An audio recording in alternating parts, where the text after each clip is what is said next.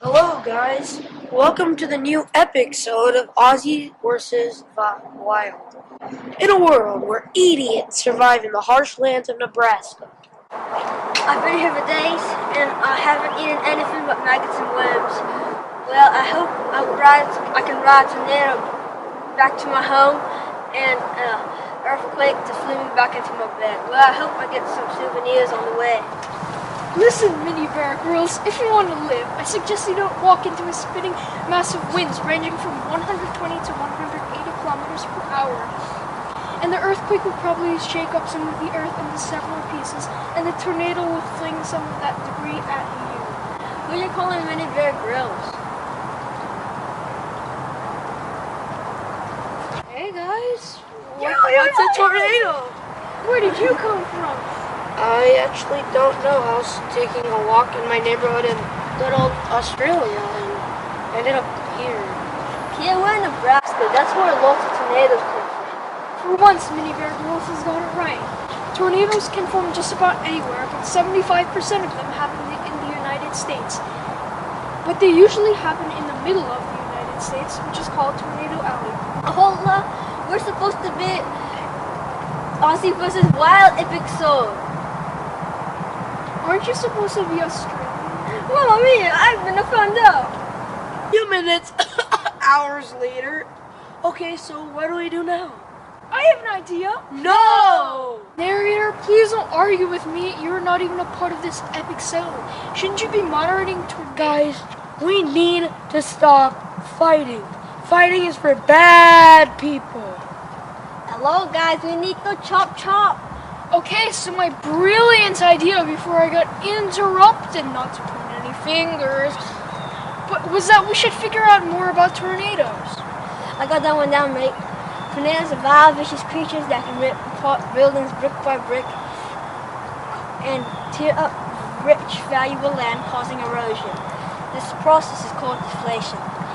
You're right about that, mini bear girls. I could add a few tons of things to that, but it would be far too sophisticated for you. And kid, don't do anything. This is too dangerous for you. Stay safe. I'm too swag to get hurt. Dude, this is supposed to be Aussie versus Wild episode. We are brave. Also, you ain't no swag. Your hair is a mess. The best thing to do when you're near a tornado is to take cover in a room with no windows, under a table, or something like that. If you have a basement, go there and stay as low as you can. Okay, then. Let's go to a tornado. Did anyone hear what I just said? Let's go, amigos. Yeah! A few minutes later, outside of the tornado. Wow, a close-up experience in a tornado. There's tiny sand particles in my eyes. Ouch. Kid, that's called loas. It's fine, like talking in diapers. Oh no, I lost my cameraman. I wonder what the ground would be like after the saltation. How much of an effect will the abrasion have? What? Big words, eh? Yeah, right. You guys are really smart. Saltation is when the wind moves sand-sized particles into the direction it's blowing, and abrasion is when those particles grind against the surface of other rocks. And these are examples of... Wind erosion! Right, I knew that. I did too. It doesn't look like a tornado is forming anytime soon, so let's entertain ourselves by talking about earthquakes. Do you guys know about the different types of surface waves and body waves? Of course. 3 types of seismic waves: primary waves, secondary waves, and surface waves. Primary waves are push-pull. Secondary waves go side-side. Surface waves are push-pull, up, down, side to side. Wait, before we jump into earthquakes, how does a tornado form? The procedure of a tornado forming is like this. First, 2 winds push against each other, and a layer of air starts to form. It then starts to spin because of the updrafts the cumulonimbus cloud creates. The spinning air moves to the bottom and creates a funnel cloud. When it touches the ground, it becomes a tornado. Well, there's nothing too big for the Darren Aussie. He got lucky. Yeah, that's funny. Tornadoes can not only throw dirt at you, but they can also throw heavy objects such as cars. Who is doing that? You guys were so funny. You're all like, who threw that? And nothing's too big for the Aussie. Hey, that wasn't me. Suddenly, 5 more tornadoes appear out of nowhere. What? The chance of a tornado happening in a thunderstorm is 1%. How did 5 more appear? And they're all severe thunderstorms? That means that they're all over 300 miles per hour. I know what to do. I'm gonna storm chase it. Hey, give me that jacket.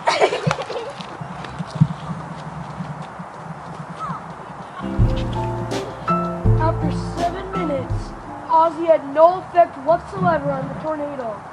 I'm a beach. Guys, this is a big problem. Most tornadoes are under 110 miles per hour, but these are about 320. On the enhanced Fujita scale, these are an F9. What? Basically, the higher the number is, the more damage it causes.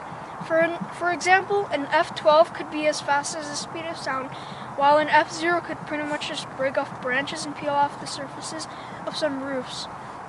An earthquake with the same scale would probably be a 9.0. So an F9 would be like your house being flattened. There would be some objects miles away from the scene. An F5 could cause incredible damage, let alone an F9. What's an earthquake? An earthquake or a quake is a tremor of the result of sudden release of energy in the Earth's crust that creates seismic waves. How does an earthquake happen? First, 2 tectonic plates build up pressure. There are 3 types of stress. They can either grind against each other, which is called compression, slide past each other, which is called shearing, or move away from each other, which is called tension.